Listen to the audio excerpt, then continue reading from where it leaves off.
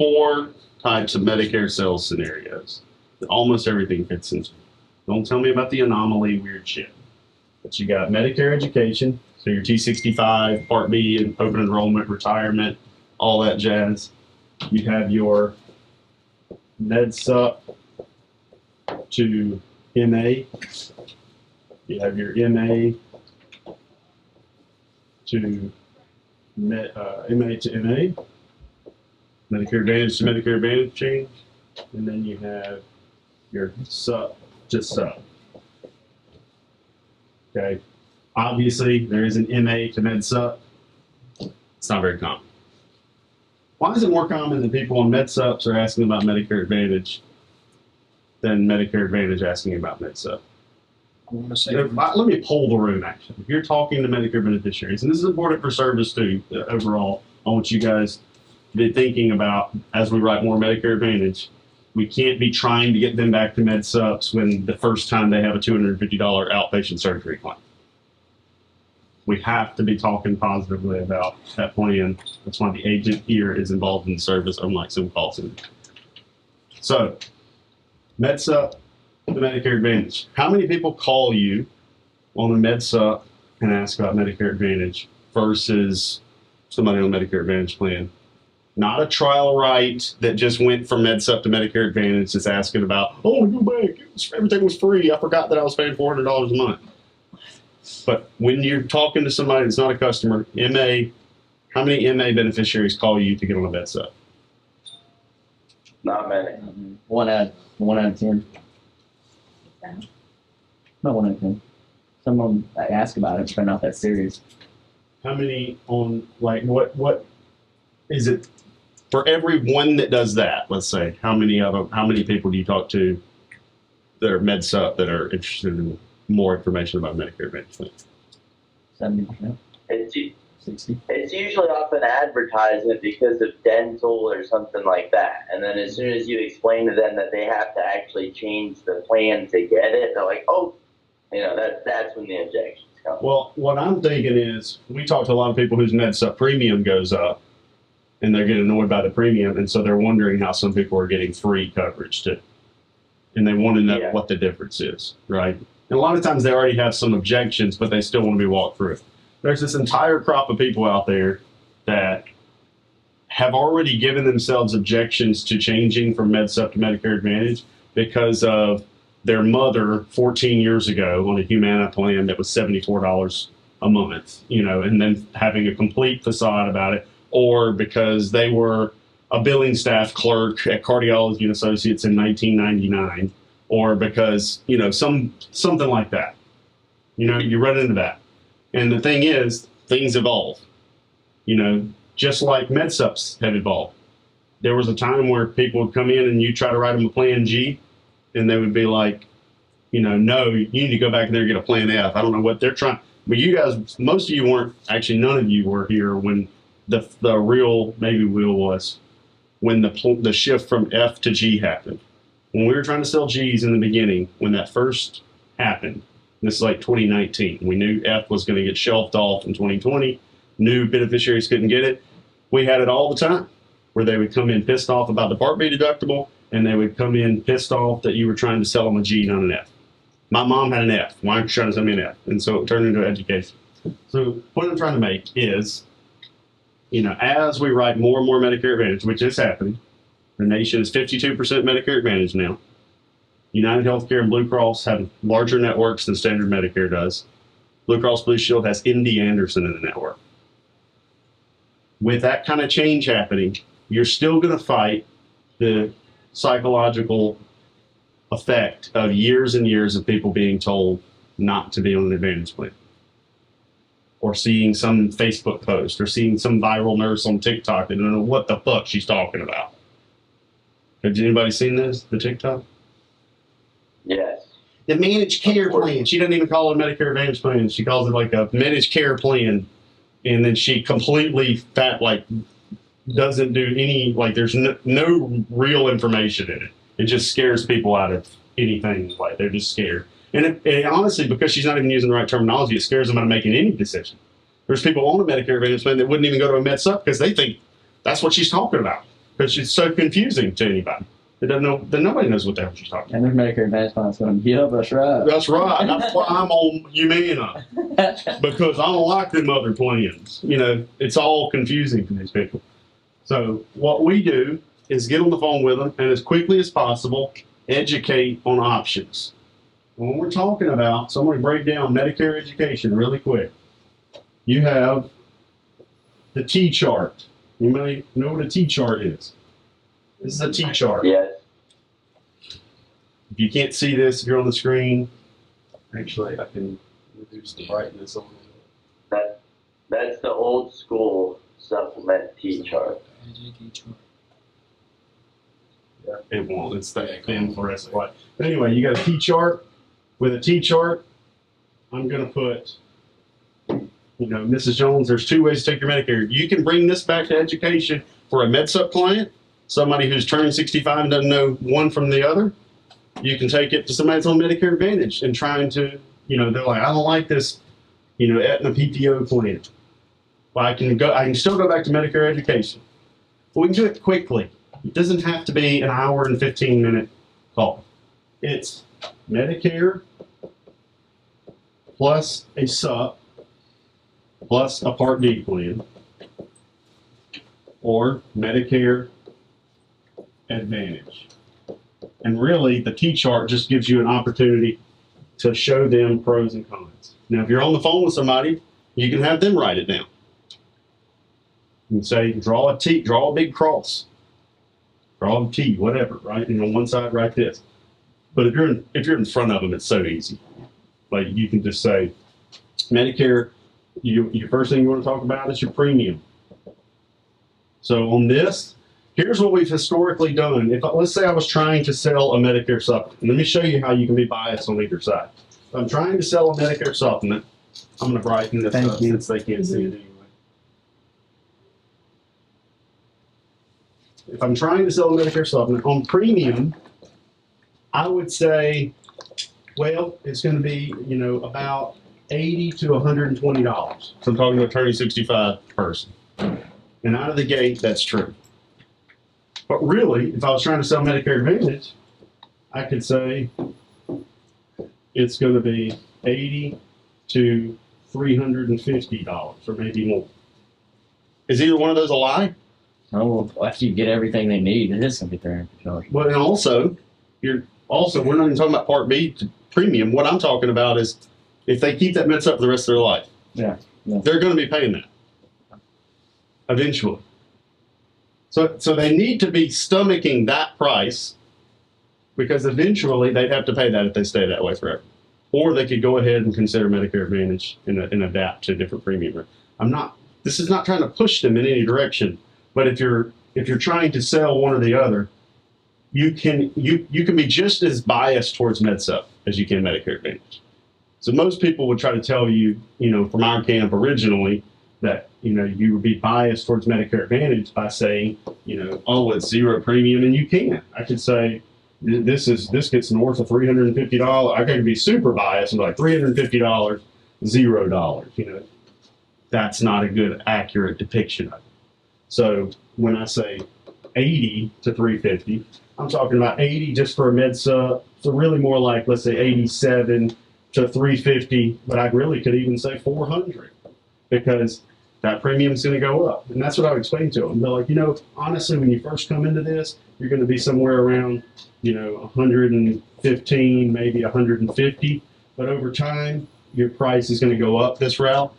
And as long as you stay really healthy, then we can get your price down. Of course, Mrs. Jones, if we knew you were going to stay really healthy, you wouldn't even have to have health insurance. You wouldn't have to have this at all, right? So if you weren't healthy and you had to hold on to this Medicare supplement forever, eventually you'd be paying $350, $400 a month. So then I looked at 0 to 100, really, because I'm going to also cross-sell on the hospital indemnity plan. That's going to be somewhere in the $35 to $80 to $90 a month range, right? So 0 to 100 range. These are more accurate ranges. Trying to put some sort of exact dollar figure at this point doesn't make sense. So in my opinion, when you're looking at this, you're going to go $80 to $400 versus 0 to 100. Okay. Now, out of pocket, $226 a year, plus because it's going to go up every year. And if you look at 4 or 5 years from now, it's predicted to be around $450, $500 for the Part B deductible. But on this side, I'm going to say $4,900 to $5,900 in this market. That's what we're looking at. You know, if you're down in like where Barry, some of the areas Barry's working on these, you know, honor plans, it might be as low as, you know, $4,000, $4,100. But you still have a range, right? So that tees it up. But then if I go dental, you know, 0, and then you could say available through additional premium. And then over here, I'd say $1,000 benefit up to $2,250 a year at no additional cost. So as you're talking to them, you see what I'm saying? What are you doing? I'm sorry. I just know that if you explain it that way, they're going to say, "Well, you mean I'm going to pay $4,900 No, a year?" You have to make sure that these new guys know. I know that. But look, here's the problem. This education is not supposed to be biased. If I explained it this way, if I was just trying to sell Medicare Advantage, then I would just sit here and highlight, you know, well, this one right here, you're going to pay 0. And you know you have a relatively low out of pocket, very very low chances you're gonna pay anything. There's no deductible, 0 deductible, because there isn't 0 deductible, and then they're gonna give you $2,250 in dental, plus you're gonna get a $600 a year fitness reimbursement benefit, silver sneakers. We're gonna give you $285 a year towards glasses. We're gonna give you like $4,000 a year towards hearing. Like, yeah, I could sell that by just being dishonest, but that's not the point. Go ahead. I'm sorry. I'll train them later. But the point is laying it out. There are negative sides to both. This is top salespeople are going to be different from me. My customer satisfaction is 100% combined with high production. That's what the history I bring to the table. How many people were pissed off at me, Mallory? And the reason was I made both plans sound like shit and then picked the best one. Because they do. They both have negatives. If you just sit here and tout how amazing something is and don't explain to them, it's health insurance. There's no perfect health insurance plan. The closest thing we ever had was Plan F. But you know why? It wasn't because it was a great deal. It's because they never had to pay anything. It wasn't that they didn't get pissed off when it got up to $400 a month. But nobody ever told them that because it's $120 a month. And it pays everything. But it's not $120. $120 a month this year. Then next year it's $145. Then the next year it's $176. And then the next year it was $203. And then the next year it was $272 because it was compound increases. The increase on a Medicare supplement is the percentage of the current premium. So if they have a 12 or 13% rate adjustment when it's $250 a month, that's a lot more than a 9% rate adjustment when it's $120. So it just gets increasingly out of control. Medicare supplements suck. Medicare Advantage plans sucks. Medicare supplements are good. Medicare Advantage plans are good. The thing is, these people have two fucking options. You don't have to lie and say one is amazing and one sucks. You can tell them both of these have negatives and positives. This one, used to, we'd say with Medicare supplement, you can go to any doctor you want to and almost everything's paid for. That's just, a really quick way to make people go, yeah, that's what I want. Of course you do. But I could also say, this one here is going to go up every year. This one's probably never going to go up. This one includes no dental, vision, hearing, over-the-counter benefit, Part B give back. This one has all that. And then you go, well, I want that. It's all the way you say it. What I would try to do is say as little as possible in the beginning to get them to lean in one direction and then lean into explaining all the details of that one. But if you give them both options, the same thing with under 65 health insurance. If I go over Obamacare and short-term medical and I tell them why both suck and then make them pick the thing that they're okay with sucking the most, then when that happens, they're much less likely to be pissed off about it happening because I fucking told them from the get-go that shit sucks. This one's going to have a high deductible and a predictable premium. This one's going to have a subsidy that if you overestimate your income, you're going to have to pay it back. you know, and it could be a lot, whatever. You know, if you're telling them the negatives up front, it will always work really well for me. Because to me, like, you're a broker. You don't work for Humana. You don't work for United Healthcare. You don't work for Aetna. You don't work for Blue Cross. That's exactly how I do it. And they all suck. All of them suck. And all of them are great. You know, it depends on the scenario. If you have cancer and you have any of them, they're good. Because if I have $250,000 worth of medical bills and I pay $4,900 out of pocket, am I happy? Yeah. Or should I be happy? Should be. And if I have $250,000 in medical bills and I pay just a $226 deductible, should I be happy? Right. Now, if I'm perfectly fucking healthy and I go to the doctor and I'm paying a big premium and I still have to pay my $226 deductible, and that it made my whole visit, basically I paid out of pocket, but that was the only visit I had that year, and I'm paying $170 worth of coverage through Bobby Brock Insurance a month. Am I happy? Well, it depends on perspective. If you set the perspective right from the get-go, your satisfaction is going to be higher. If you told them how amazing this is, and then that was what they had, you might get some people to come in. Why the hell am I paying for this coverage? Does that make sense? Plus, if they had a zero premium Medicare Advantage plan, and then they only went to the doctor once a year, they'd probably be very happy. And they had all the dental and all the blah, blah, blah, until they ran into some prioritization. Prioritization will be decreased across all plans by 20% this year. So CMS is push. They have to reduce it. 20% going into 2024. When you say 20%, is that going to be certain? Across the board. So United Healthcare is making it across the board. Aetna's trying, and I'm trying to get more clarification on exactly where, but they're trying to pinpoint the areas that the prior authorization being reduced will cost them the least amount of money. So probably going to be testing, which is good, in my opinion, because testing is the one that we have the biggest problem with when someone has to get an MRI and their prior authorization request is denied by some computer algorithm. That's annoying as shit. But it will be reduced. So just think about it as 20% of the complaints you get on that are gone. That's good. Especially as we do increased volume of Medicare Advantage. We're going to do increased volume of Medicare Advantage. It's just the way it's going to work. If somebody is coming off of Obamacare or group coverage and they're going on Medicare, Medicare Advantage is better than what they've had. Much better. And it's fucking free. Okay? So when you think about it, this perception of like Medicare supplement being better is, I can tell you as an agency why it's not better. For us, I can tell you the clients that are potentially not going to be better off. But Medicare, it's all about expectations. And when somebody's coming off group, and I always tell people this, I don't know if I've said this to some of you guys, but who knows how Medicare, raise your hand if you know how a Medicare Advantage plan works.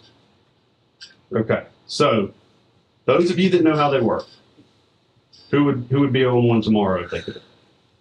Okay, so are they bad? No. No. Not at all. Okay. So, when you're comparing them to a MedSup and somebody else has an unlimited budget, I mean, I guess you can get the MedSup and you never have to worry about anything. But that will change over time. In Washington State, more doctors are taking Medicare Advantage and leaving traditional Medicare's network. That's been happening for a while. It'll continue to happen because they're looking for reimbursement rates.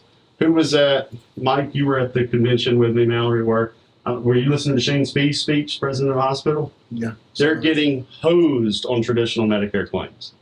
The only way they're going to survive, the reason they have these big layoffs, several hundred people, is because they have to have what they call at-risk claims payment.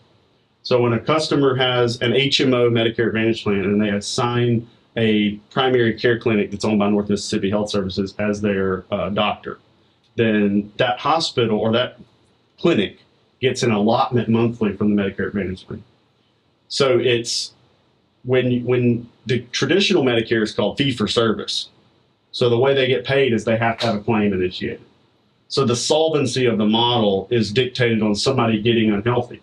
Well, then simultaneously the government penalizes them for readmitting them to the hospital. So they keep them under observation. They do all these things to try to not admit them and not have them in the hospital because they're getting penalized, meaning they have to pay the government if they do these things, right? So it's changed this entire model where we have to get them in to make money, but we can't keep them too long or we risk getting in trouble. You see what I'm saying? Like it's creating this profitability window. But if they get someone in an HMO and they own their primary care networks that are in the HMO, they're getting monthly allotments. When you have all these beneficiaries, thousands of beneficiaries, they're getting monthly allotments on, it creates solvency for the hospital system so that they can keep the staffing up. That's the problem. And that's not just here, that's the whole country. You pair that with the fact that, macroeconomically, a Medicare Advantage plan saves the government about $1,200 a year per Medicare beneficiary that's enrolled. So how many Medicare beneficiaries are there supposed to be? Like 70 million by 2027? 72 million or something like that? So you take 72 million times 1,200, that is $864 million a year. That's not right. 72 million times 1,200. I have to turn it sideways. 86,400 million a year in revenue if everybody was on Medicare Advantage over traditional Medicare. What is the dollar amount that the government actually pays to Humana or Aetna roughly? Do you have an idea per year? It's going to depend on. It's going to depend on. There's a bunch of different ways that they do this, but you have risk scores. You have